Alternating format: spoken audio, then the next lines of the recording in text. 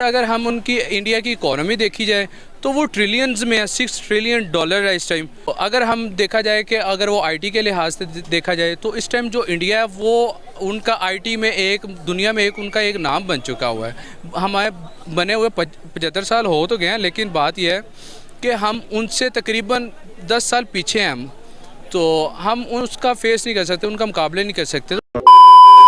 सो है hello guys, नमस्ते India. तो क्या हाल है भाई लोग आपके? उम्मीद करता हूँ आप सब घर पर अच्छे से हैं और बढ़िया से रह रहे होंगे। सो गाइस मैं फिर से आ गया आपके लिए और एक न्यू टॉपिक लेके। सो गाइस आज जो टॉपिक है ना वो बहुत ज़्यादा इंटरेस्टिंग सा टॉपिक है। तो भाई रिसेंटली आप सबको पता होगा भाई जियोपॉलिटिक्स में बहुत ही बड़ा वाला मूवमेंट चल रहा है। हर कोई चाहता है कि भाई इंडिया उनकी तरफ जाए, रशिया चाहता है कि भाई इंडिया हमारी तरफ आए, यूएसए चाहता है कि भाई इंडिया हमारे तरफ आए। तो भाई इसी हवाले से रशिया ने भाई अभी इंडिया को एक बहुत ही बड़ा वाला ऑफर दे दिया है कि भाई आप हमसे एडवांस न्यूक्लियर फ्यूल टेक्नोलॉजी ले, जो कि भाई रशिया किसी को भी ऑफर नहीं किया है अभी तक, सिर्फ इंडिया को ही किया है। तो भाई इसी हवाले से पाकिस्तान में एक यूट्यूब चैनल है जिनका नाम है भाई अनम शेख ऑफिशियल, वो जाके पाकिस्तानी पब्लिक से ये पूछ रही थी कि क्यों मतलब हरदम रशिया इंडिया को ही सिर्फ ऑफर देता है और पाकिस्तान को नहीं देता, जबकि भाई पाकिस्तान की जो गवर्नमेंट है वो जाके रशिया से तेल भी मांगी, तेल भी नहीं दिया, और इधर इंडिया मतलब कुछ भी नहीं मांगा है रशिया से। और रशिया मतलब अपनी तरफ से इंडिया को जो न्यूक्लियर फ्यूल टेक्नोलॉजी एडवांस वाली वो मतलब इंडिया को ऑफर कर रही है। जलवा है हमारा। तो भाई इस लेवल से पाकिस्तान की जनता क्या रिएक्शन देती है आए देखते हैं, और उसके बाद हम अपना रिव्यू देंगे।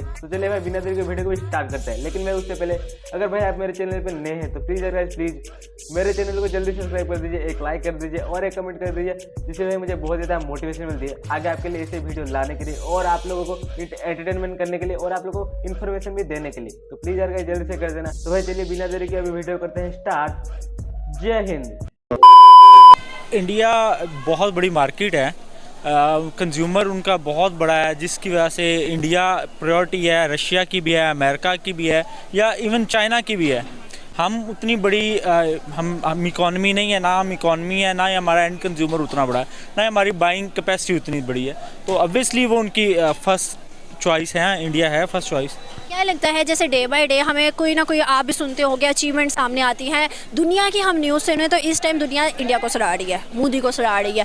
क्या लगता है कि आने वाले टाइम पीरियड में इंडिया के लिए कैसा टाइम पीरियड होगा? क्या सब उसको, जैसे अब मैं आपको एक बात बताती चलूँ कि जो हमारी अब कंट्रीज़ है ना वो हमें प्रायोरिटी देने की बजाय इंडिया को प्रायोरिटी दे रही है, इस चीज़ को कैसे देखते हो आने वाले टाइम के लिए? अच्छा, मेरे ख्याल में हमें उनकी ग्रोथ से ज़्यादा हमें अपने आप पर फोकस करने की ज़रूरत है। हम वो कैसे करें? वो हमारे शॉर्ट कमिंग जो है वो हमने सबसे पहले तो हमारी जो बैड गवर्नेंस है वो अपना जॉब करें, ये इन लोगों को अपना जॉब करने दें। जब ये इंटरफेरेंस कम होगी, जिस बंदे का जो काम है वो करना स्टार्ट करेगा तो रिजल्ट्स भी इवेंचुअली आना स्टार्ट हो जाएंगे। हमारे शहबाज शरीफ ने ना मांगे थे, ऑयल मांगा था कि भाई हमें ना सस्ता ऑयल दे दो, बट और रशिया ने आगे से पुतिन ने इनकार कर दिया।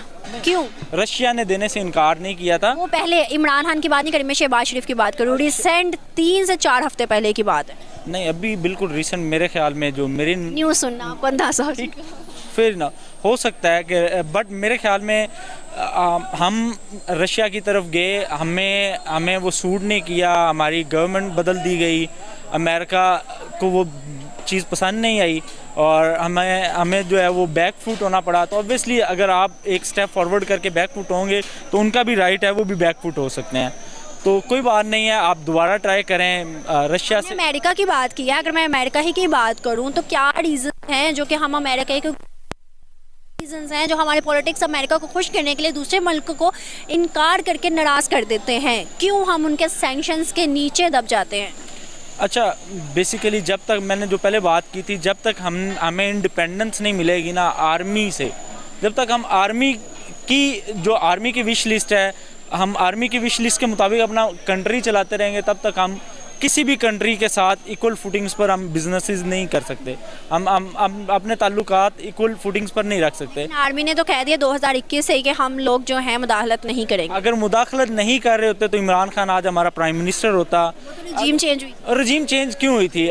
सबसे पहला डिसीजन लिया गया ISI के चीफ को लास्ट सितंबर अक्टूबर में। जब डिसीजन हुआ कि ISI का चीफ हमने चेंज नहीं करना, तब पाकिस्तान के फॉरेन रिजर्व्स कितने थे? $24 बिलियन थे, 24-25 बिलियन डॉलर से। आज कितने हैं? 6.9 है या 4.9 है, 6.9 या $6.7 बिलियन पे आ गए। ISI का चीफ की तकर्री से लेकर आज तक जो पाकिस्तान डिज़ास्टर या डेवेस्टेटिंग पोजीशन पर चला गया है, उसमें एक ही सिर्फ फैक्टर है, रजीम चेंज। और वो रजीम चेंज क्यों? आप आर्मी के जो इंटरेस्ट थे, आप आर्मी के इंटरेस्ट के अगेंस्ट चले गए।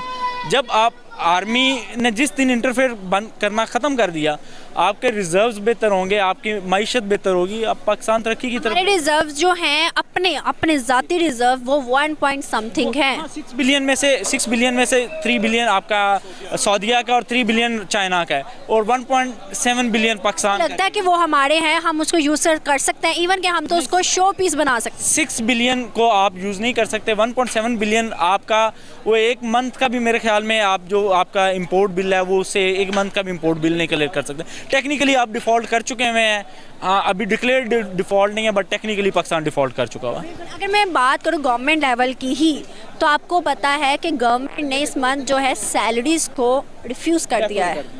क्या लगता है कि वो अवाम, वो पाकिस्तानी लोग क्या पाकिस्तान में रहना पसंद करेंगे? फिर ऑब्वियसली नहीं करेंगे। देखें, सबसे पहले हमने इस चीज़ में इम्प्रूवमेंट कैसे लेकर आना है? हमने अपनी एक्सपोर्ट्स को बढ़ाना है, एक्सपोर्ट्स को बढ़ाकर अपनी इंपोर्ट्स को कम करना है। अब प्लान तो कर रहे हैं कि दोबारा इंपोर्ट्स पे बैन लगाने का। एंड ऑफ जनवरी में दोबारा न्यूज़ आ रही है, अगर एंड ऑफ जनवरी तक हमारा दोबारा बैन लग जाता है इंपोर्ट को बैन करना तब बनता है जब एक्सपोर्ट हमारी हो, और एक्सपोर्ट तब होगी जब मैन्युफैक्चरिंग होगा। और मैन्युफैक्चरिंग इंडस्ट्रीज, आप टेक्सटाइल की बड़ी मिसाल हमारे सामने है। टेक्सटाइल इंडस्ट्री तो हम उनको सुई गैस या इलेक्ट्रिसिटी वो इतने चीपर रेट्स पर नहीं दे पा रहे हैं। वो अगेन जो आपका इंपोर्ट और एक्सपोर्ट का जो डेफिसिट है, सारी असल मेन रीज़न तो वही है। जब सबसे पहला तो आपने ब्लॉकेज, आपने अपने इंपोर्ट बिल को ब्लॉक करना है या कंट्रोल करना है। जब इंपोर्ट बिल को कंट्रोल कर लेंगे तो इंशाल्लाह हमारी चीज़ें भी बेहतर होंगी। तो यहाँ पर मैं एक बात कोट करना चाहता हूँ। पाकिस्तान ने पहली कार बनाई, मेहरान कार बनाई। दूसरी साइड पर इटली ने कभी अपनी पहली कार बनाई। पाकिस्तान ने अपनी पहली कार बनाने के लिए उसके सारे रॉ मटेरियल्स को इंपोर्ट किया, यहाँ पर असम्बल किया। आज के दिन तक हम सारे रॉ मटेरियल्स को इंपोर्ट कर रहे हैं, यहाँ पर सिर्फ असम्बल कर रहे हैं। जब तक कॉटन इंडस्ट्री को यहाँ पर पाकिस्तान में नहीं लेकर आएंगे तो हम इसी तरह बाहर से इंपोर्ट करते रहेंगे, यहाँ पर असम्बल करते रहेंगे और डॉलर्स को बाहर भेजते रहेंगे। अगर आपने डॉलर की बात की ना, इवन के दुनिया जो है 35 ममालिक चाहते हैं कि इंडियन रुपी यूज़ करें। उनकी करेंसी कितनी वैल्यू होगी, और आज भी हम डॉलर को पूछ रहे हैं। एग्जैक्टली ऐसे ही है जी। हमारा डॉलर के ऊपर कंट्रोल नहीं है। हम डॉलर जो है वो हमारा हर चीज़ पीने से लेकर हर चीज़ में हम जो है वो इम्पोर्टेड, जब तक हमारी डिपेंडेंसी इम्पोर्टेड चीज़ों पर रहेगी, लोकल मैन्युफैक्चर्ड प्रोडक्ट्स पर हम नहीं स्विच करेंगे, हम कभी भी तरक्की नहीं कर सकते। तो आखिरी सवाल मेरा आपसे ये है कि अगर हम बात करें, दुनिया इस टाइम हमें कह रही है, पाकिस्तान को कह रही है कि आप इंडिया के साथ ट्रेड शुरू कर दो, अपने ताल्लुकात बेहतर कर दो, ताकि आप जो है मौशी तौर पर उठ सको, क्योंकि जहाँ हम उनके साथ इम्पोर्ट एक्सपोर्ट करेंगे तो टैक्सेस कम लगेंगे। और एक बहुत बड़ी मार्केट है, जब हमारी यहाँ से एक चीज़ जाएगी तो बड़ी मार्केट में जाएगी। क्या आपको लगता है इंडिविजुअल लेवल पे एज बीइंग अ पाकिस्तानी क्या ऐसा होना चाहिए? 100% होना चाहिए। क्यों नहीं? आपकी नेबरिंग कंट्री है। कब तक आपने और इंडिया ने एक दूसरे के डिफेंस आर्मी की प्रायोरिटीज़ को अपनी प्रायोरिटीज़ बनाना है। हमारी कोई जंग, मतलब कोई ऐसी भी कोई बात नहीं होगी। हाँ, दोनों नेबरिंग कंट्रीज़ हैं, बॉर्डर खोलें, ट्रेड करें, वो हमसे फ़ायदा लें, हम उनसे फ़ायदा लें। एक्चुअली में इसके ना थोड़े से अगर हम बैकग्राउंड से बात करें ना, तो इसका बैकग्राउंड ये है कि हमसे भी कर सकते थे, उनसे क्यों कर सकते थे? असल बेसिक रीज़न ही यही है। और हमारे जो एशिया के अदर कंट्रीज़ हैं उनसे भी कर सकते थे। बात यही है कि अगर हम देखे जाए, ओवरऑल देखा जाए इंडिया के हवाले से, हम तो हमारे पे सैंक्शंस ही इतनी है, हमारे पे डेप्ट ही इतना है कि हम अमेरिका को फेस ही नहीं कर सकते, किसी हवाले से फेस नहीं कर सकते। तो सबसे मेन रीज़न तो एक तो ये है। उसके बाद अगर हम उनकी इंडिया की इकोनॉमी देखी जाए तो वो ट्रिलियंस में है, 6 ट्रिलियन डॉलर है इस टाइम।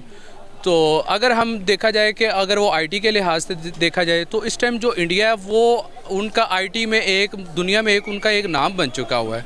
तो जिसकी वजह से अगर ये नहीं, एक तो ये डील्स हैं, उसके बाद अगर हम देखा जाए हमारे जो मुस्लिम कंट्रीज़ हैं उनका एंथम पढ़ रहे हैं।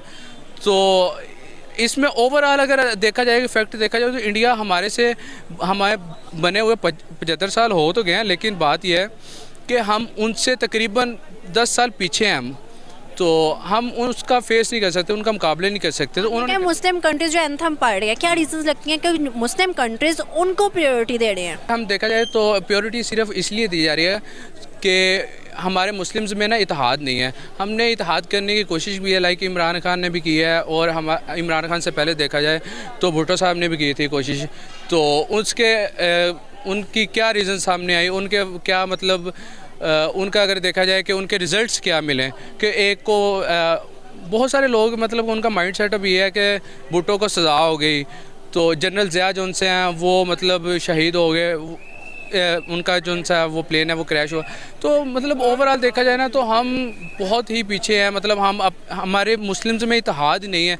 जैसे कि हमें इस्लाम में बताया गया, तो हम इस्लाम के नाम पे बने हैं लेकिन इस्लाम पे अमल नहीं करते असली। अगर मैं इंडिया की बात करूं तो इंडिया के अंदर इतनी ज़्यादा अचीवमेंट्स हो रही है, डे बाय डे कोई ना कोई न्यू टेक्नोलॉजी लॉन्च होती है, डे बाय डे कोई ना कोई अचीवमेंट उनके सामने आती है। क्या लगता है कि उनकी इन अचीवमेंट्स के पीछे किसको आप क्रेडिट दोगे, कौन है हकदार? सबसे पहले अगर देखा जाए ना तो उनमें हमारे साथ सैयद अहमद ख़ान थे, तो उन्होंने ना बहुत कोशिश की एजुकेशन के लिहाज से, ठीक है, लेकिन हमारे मुस्लिम में तब भी कोई इस तरह का एजुकेशन का उनमें सिस्टम नहीं था। तो वो यही कहता था कि यार ये क्या मतलब, ये तो इस्लाम से दार है, इस्लाम से खारिज है, और ये वो सबसे बेसिक उनका जो मसला यही है ना, उनमें एजुकेशन बहुत है, उनमें मतलब एजुकेशन का और उनका लेवल और हमारा लेवल बहुत डिफरेंस है। और क्या लगता है कि एजुकेशन में यार जो पाकिस्तान में दिया जा रहा है, क्या इसको बेहतर से बेहतर करने की कोशिश की जा रही है या कोशिश की जाएगी? मुझे नज़र नहीं आता वैसे, ये आइंदा कोई 10 सालों में नज़र नहीं आ रहा, कोई इस तरह कोई पॉलिटिक्स नहीं नज़र आता। कोशिश करते हैं लेकिन अगर फैक्ट एंड फिगर को देखें तो कुछ नज़र नहीं आता। बहुत अच्छा लगा, थैंक यू सो मच। भाई लोग वीडियो हो गया यहाँ पर ख़त्म। और भाई इन्होंने बिल्कुल सही बात की है कि भाई पाकिस्तानी एजुकेशन और इंडियन एजुकेशन में बहुत ही ज़्यादा फ़र्क है। इंडियन टेक्स्ट बुक में नॉलेज, मैथ्स, फिजिक्स ये सब है, और पाकिस्तानी टेक्स्ट बुक में हम जिहाद करेंगे, हिंदू हमारे दुश्मन है, ये काफिर है, वो काफिर है। सही बात है। तो भाई हुआ ना बहुत ही बड़ा डिफरेंस। और भाई रही बात के क्या कभी रसिया पाकिस्तान को ऐसी कोई ऑफर देगा कि नहीं, तो भाई मुझे तो 100% नहीं लगता कि आगे कोई मतलब रसिया पाकिस्तान को कोई ऑफर देगा, क्योंकि भाई ना तो पाकिस्तान के पास पैसा है और ना ही कोई इंटरनेशनल पावर है। सिर्फ एक बहुत ही बड़ा कटोरा है जिसे लेके भाई ये हर देश से भीख मांगने जाते, ए भाई $2 दे दे रे, ये भाई $5 दे दे रे। तुम सिर्फ भीख मांगते हुए अच्छे लगते हो, और भाई तुम्हारे मुल्क जो है वो भीख से ही मतलब आगे जाएगा।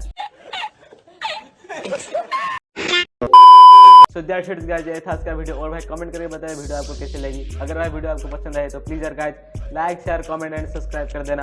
और भाई आपका इस बारे में क्या कहना है? भाई मुझे तो पता था कि मतलब रसिया मतलब आए दिन ही कोई ऑफर देता रहता है इंडिया को, और आगे भी देता रहेगा, क्योंकि भाई इंडिया का इम्पोर्टेंस रसिया के लिए बहुत ही ज़्यादा है, और बाकी सारे जो यूरोपियन कंट्री है, यूएसए है, उनके लिए भी बहुत ही ज़्यादा है। तो भाई इससे इंडिया को भी फायदा होगा, जो भी ऑफर देता है, चाहे वो रसिया हो या फिर चाहे वो यूएसए हो। तो भाई जो भी ऑफर दे, इससे तो भाई हमारे इंडिया का ही फायदा है, और मैं चाहता हूँ भाई इंडिया इससे मतलब फ़ायदा लेते रहे, और भाई इंडिया की इंपोर्टेंस जो है वो ऐसे मतलब आगे बढ़ते रहे। तो इस हवाले से आपका क्या राय है कमेंट बॉक्स में जरूर बताना। तो मैं अभी के लिए चलता हूँ, मैं आपसे मिलूंगा और एक न्यू टॉपिक लेके, और एक न्यू सा वीडियो लेके, और एक इंटरेस्टिंग सा वीडियो लेके आप लोगों को इन्फॉर्मेशन देने के लिए। तो प्लीज़ अगर जल्दी से चैनल को सब्सक्राइब कर देना। तो मैं अभी चलता हूँ। वंदे मातरम, जय हिंद, वंदे मातरम।